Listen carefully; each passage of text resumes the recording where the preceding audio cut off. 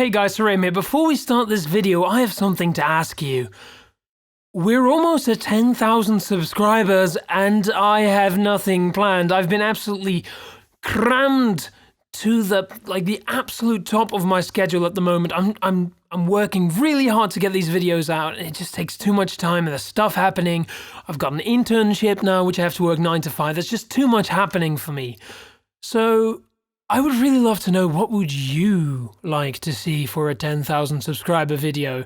And I can't promise that it'll be there before we hit like 11,000 or 12,000. These days it's going so quick I can't really keep up.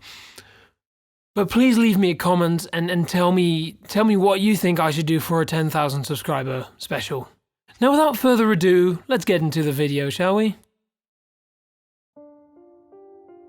I live a difficult life. Let me ask you something. If you knew every person's dirty secrets, every person you ever met, what would you do? Maybe they're beating their kids, or maybe they're driving drunk. Are you supposed to tell anyone? Is it your place? Would anyone even believe you? Even worse, what if you were the only person in the whole world with that ability? What would you do? That's exactly the life I live. It's been going on since I was a kid.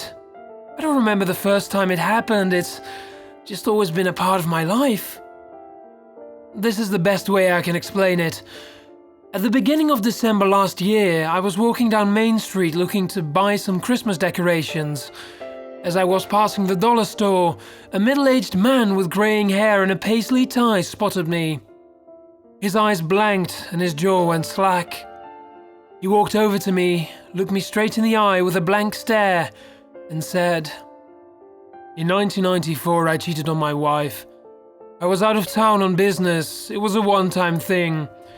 The other woman was a waitress. I hate the part of myself that let me do it. I hate the part of myself that doesn't regret it even more. I'll never tell her." And then his eyes cleared. He stared at me in confusion, as though he wasn't sure how he'd gotten to be standing in front of me. He muttered an apology and walked away. It happens usually a few times a day. It's been going on as long as I can remember. People see me and have the urge to tell me their deepest, darkest secrets. There are a lot of things I don't understand about this, but here are some things that I've learned. It doesn't happen with everyone. If it did, I'd never be able to go anywhere. Or what sets some people apart from others? Perhaps some people don't have truths worth telling. Then again, some of the truths I get seem pretty mild. Last night, I stole my little sister's doll to play with it and pulled the joint out of the socket. I once shoplifted a pack of gum when I was only 7. I made fun of a girl behind her back in elementary school, even though I knew she could hear everything I was saying. Things like that. Maybe it's how severe someone thinks it is. I don't know, I still haven't figured that part out. Another thing that I've learned is that no one else notices. At first I thought it was because people don't really pay attention to the world around them. They might not notice strangers approaching a little boy on the street, but it's something more than that. Even my parents don't seem to see it happening, and sometimes they're standing right beside me when it does. Nobody sees these people's confessions or hears them. Maybe that's intentional. I know so little about this phenomenon, only that it's a relative certainty in my life. People approach me, make their confessions, and then continue on as if nothing had ever happened. For my part, I make it a point to just listen to whatever they say. I feel like it's my job for some reason, like the universe needs me to do this. I might not understand it, but it's not so bad. These are simply the rules of the game. But the rules changed a few months ago, and now I don't recognize the game anymore. I was in the public library minding my own business, studying for a biology test if anyone cares. It seemed really important to me at the time. I need somebody to recognize that. But I expect neither of these things. Anyway, public library, bio textbook with a dancing cartoon DNA helix on the front. Life was as good as could be expected. And then he came. He wasn't like the others. The stare was all wrong. It wasn't the blank stare that I was used to seeing. Instead, his eyes were glinting, pinched into half moons with the force of his smile. It showed off his aging yellow teeth, clinging feebly to his gums. It was a strange smile. It was a nasty smile. He walked towards me with purpose, just like they all did. At first I thought he was just a regular old man, coming to talk to me for who knows what reason. Or maybe he was crazy. That thought put me on edge. But the truth ended up being much, much worse. He sat across the table from me and stared for just a moment before giving his confession. I murdered her in the backyard, threw her down the old well and heard her head crack open on the bottom. It was so deep, nobody heard her scream. I covered it up and left her there. I brewed myself a cup of tea as she died. My eyes were wide, unblinking as he spoke. I had never heard something like that before. You'd think I would have heard dozens of murder confessions when you think about the nature of my predicament. The truth is, I live in a fairly small city, in a pretty safe neighborhood.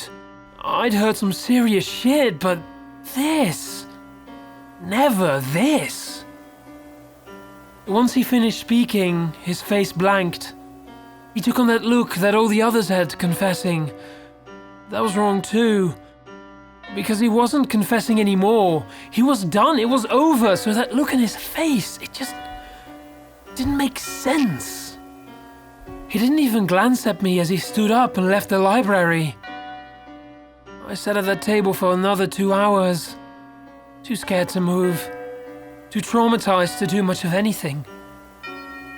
Eventually, I gathered my things as calmly as I could and sprinted home. Tears stinging in my eyes, I locked myself in the room for the rest of the night. I stayed home sick from school the next day. I was a really good student, so my parents didn't question it. If I said I needed a day off from school, I needed a day off. I spent that day thinking about a lot of things. Why did people confess to me? I'd never given it much thought before because I assumed I'd never have the answer. I decided to start at that exact moment. Why did he tell me that? And why was his confession so strange? He didn't look empty like the others had. He looked positively insane with glee. It was only afterwards that the emptiness came. The most important question, though, was this. What exactly was I going to do about it? All these years and I'd never acted. I'd never felt the need to. What other people did with their lives was their business. It wasn't my place to interfere. It took me all that day and part of the next to make my decision. And in the end, I decided that it didn't used to be my place to interfere. But now it was. After school the next day, I went to the library again. I didn't know exactly how I was going to go about catching this guy or what catching him would entail. I don't even know his name. I had never seen him before in my life. So the library seemed as good a place to start as any. I tried asking the librarians who the man was, but they couldn't come up with a name. I asked to check the computer logs, but they told me it wasn't allowed. Figures. So I decided to sit down at the very same table and wait. Perhaps I'd get lucky and he'd show up. Well, he did show up. But I don't know if I should refer to that as lucky. He came in through the door again, stumbling a little. Guessed he was drunk. The librarians averted their eyes, I noticed, so he was a regular, maybe a troublesome one. He approached and sat down across from me. He was smiling at me again, excited about something. I picked up a hitchhiker on 82 just outside the county lines, told him I'd drive him wherever he wanted. I waited until he fell asleep, then slit his throat right in the front seat of my car. I held his hands down as he bled to death. I licked some of the blood from the wound.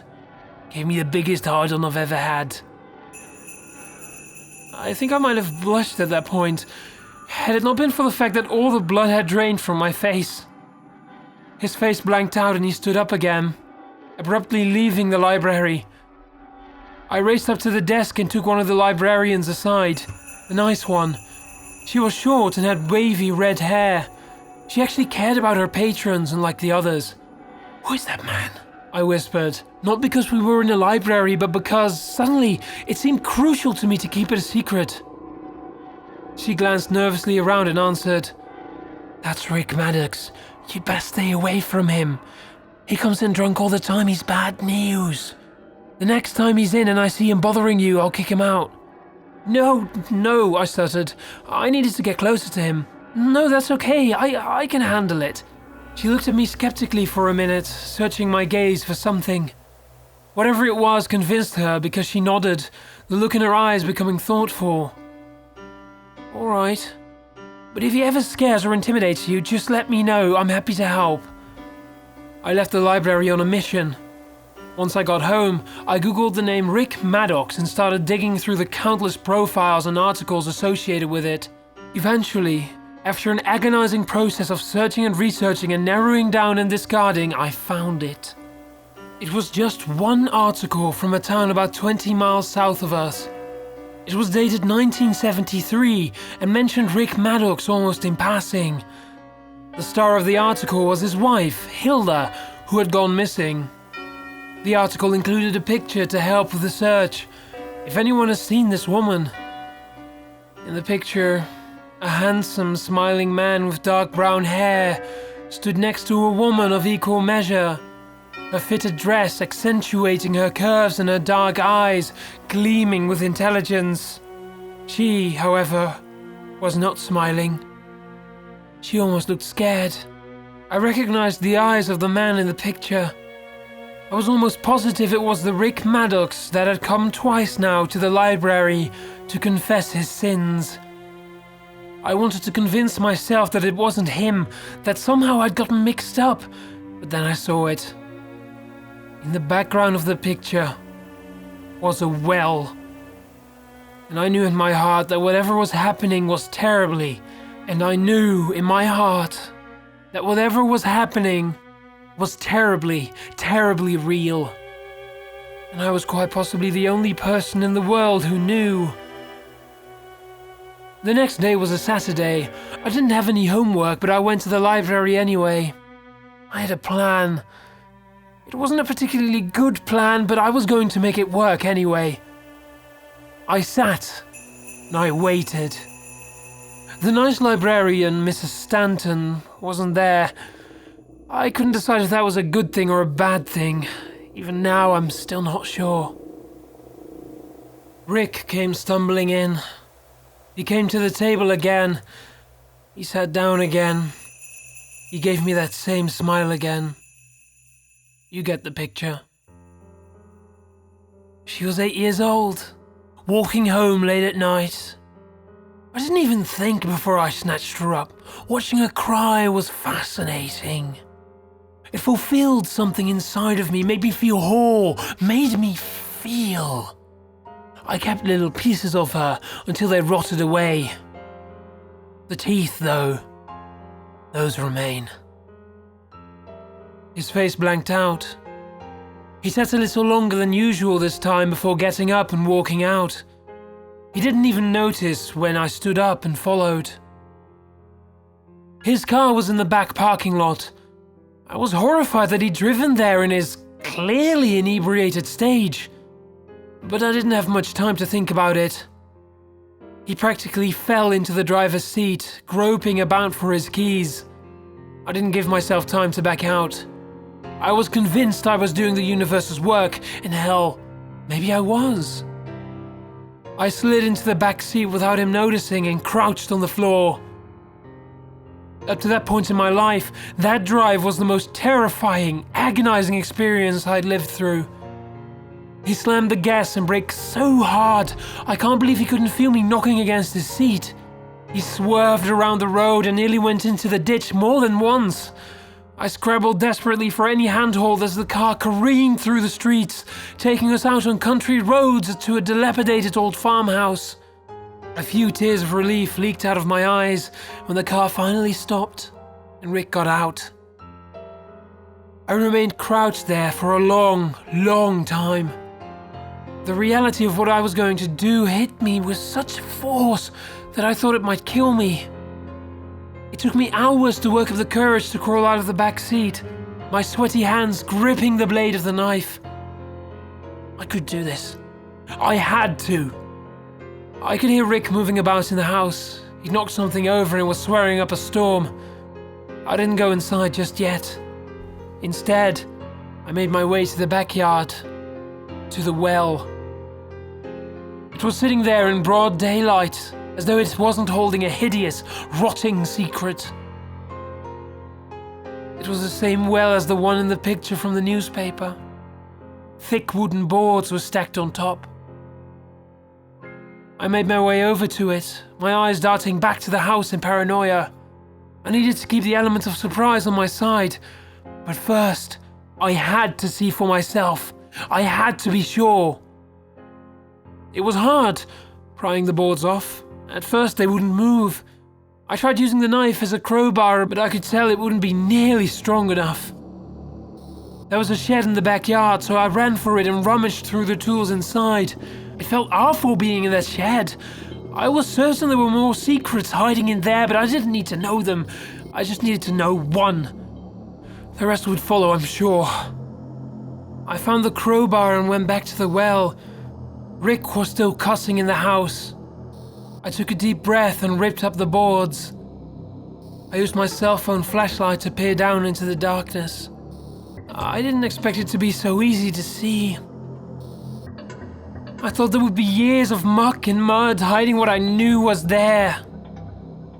I was wrong. I saw her skull, grimacing back at me, plain as day. I could even see the crack in the bone from colliding with the well bottom. I'm not sure how long I stared at her. I lost track of time, I guess, because I was jolted out of my stupor by Rick's voice behind me. "You're the boy from the library." I whirled around and shrieked. He was watching me, no weapon in his hand, that blank gaze in place. He watched calmly as my heart tried to hammer a hole in my chest. You remember me?" He nodded. "I seen you there the last few times I went." He looked past me towards the well. I could tell he was confused, even if his face didn't know it. "Why did you do it?" I had lost my advantage. I was standing in front of a serial killer and my next words could be my last. I knew I had to choose them carefully. "Do you remember what you said to me?" A crack appeared in the blank gaze and he frowned. My eyes were drawn to that. It was almost as though I was peeking behind a facade that I hadn't even known was there. I didn't allow myself to dwell on it as I kept going. You came up to me and told me about what you did to your wife." I tried to swallow around the lump of fear in my throat. "And the hitchhiker, and the little girl. I don't know why you told me, but you did. So I came to see for myself. You don't remember?" He shook his head. I knew he wouldn't remember. I had no intention of telling him about my situation. I was sure he wouldn't understand anyway. The blank gaze was falling away now. A strange look replaced it, one that wavered in front of my eyes. He glanced down at the knife I held in my trembling hand. "You didn't come just to see me. You came to kill me, too? Is that it?" I didn't know the safest way to answer that, so I nodded. Suddenly, his face broke. It scrunched up and turned red. He collapsed to his knees and buried his head in his hands, a keening wail tearing through his throat. "Oh, thank God!" he sobbed, his body shaking with the force of his emotions. I stood there in shock, uncertain as to what I should do. Was this a trick to get me off guard? I had heard in his confessions how ruthless this man could be. Fear was gushing up through my stomach, threatening to choke me. I felt like I couldn't breathe at his display. I've waited so long for someone to catch me, he gasped, his hands falling away from his eyes and moving to clutch at himself, like he was trying to stop himself from falling apart. I thought that one day nobody ever suspected me. He looked at me in complete, unadulterated grief. Torture. This was the look of a man who had been tortured his whole life. I couldn't stop it. I want you to understand that it was irresistible. It called to me, it was part of me all these years, ever since I was a kid. I don't know why. This impulse to do such terrible things. I've known since I was born that I was a monster, but there's nothing I can do about it.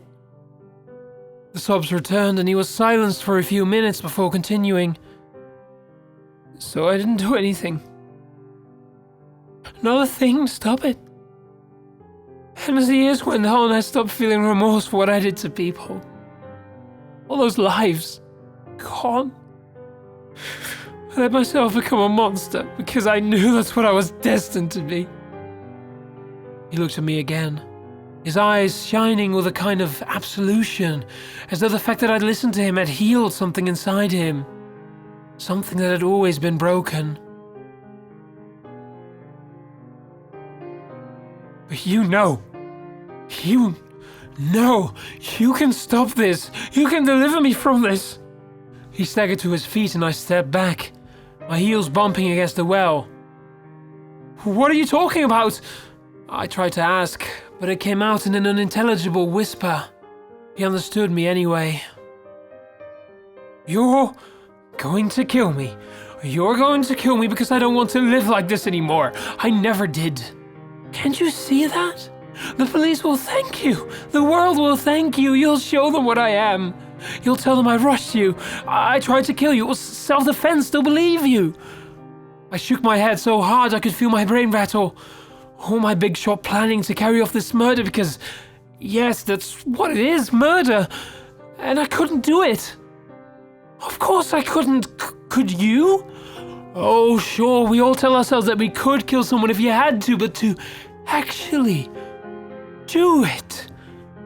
He saw me shaking my head and his gaze darkened. You'll do it, he said. You have no choice. He charged at me just like he said he would. I screamed and raised the knife, my body acting on instinct. I drove it forward deep into his belly, still terrified of the death I knew would follow if I failed. I pushed it into the hilt and felt the blood coat my hands as it poured from the wound. He gasped and stumbled back, falling to the ground in pain. He looked down at the knife sticking out from his stomach and sighed in relief. I fell to my knees, trembling on the ground as he bled out in front of me. I guess if I'd called for the police, they might have saved him. They could have jailed him and I wouldn't be a murderer. I'm selfish enough to wish I'd done that.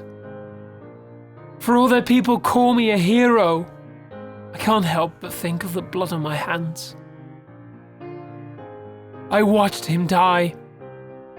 Just before the last breath left his body, before his heart finally stopped beating, he looked at me with a kind of clarity you only see when someone's on the verge of death.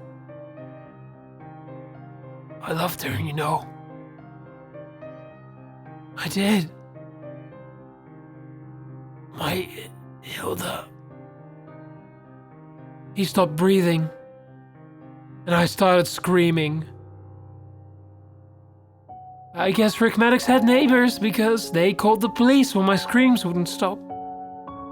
They found me curled up in a ball at the foot of the well, Rick dead in front of me.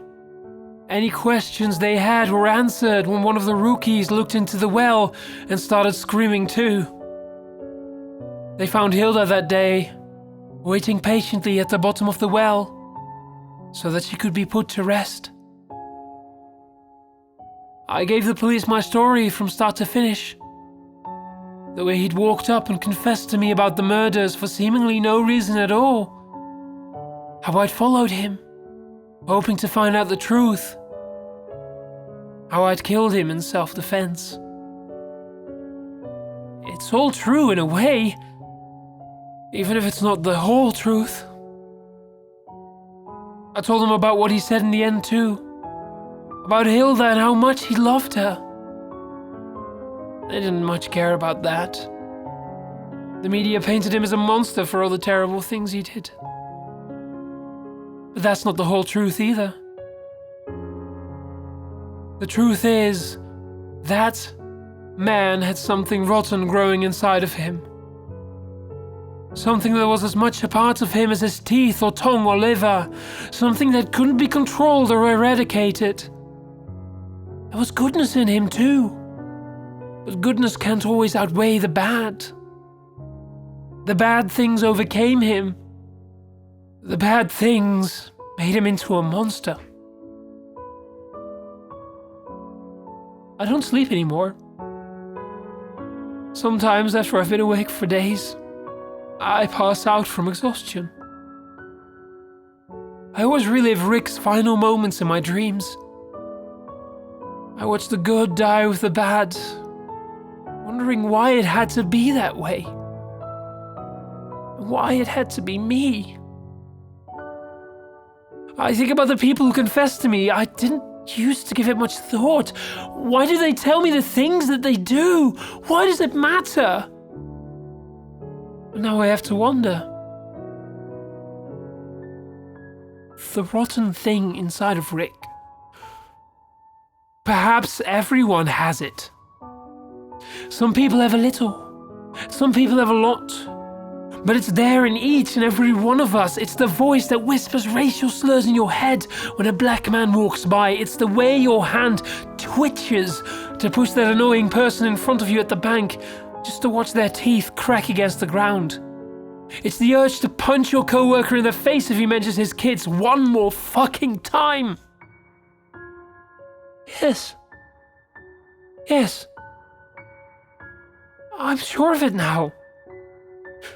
That bad thing that got into Rick, it's a part of all of us. For most of us, it's only a little bit that lies sleeping at the bottom of our hearts, snoring itself into awareness once in a while. It's even inside me. And I'm terrified that one day it'll start growing.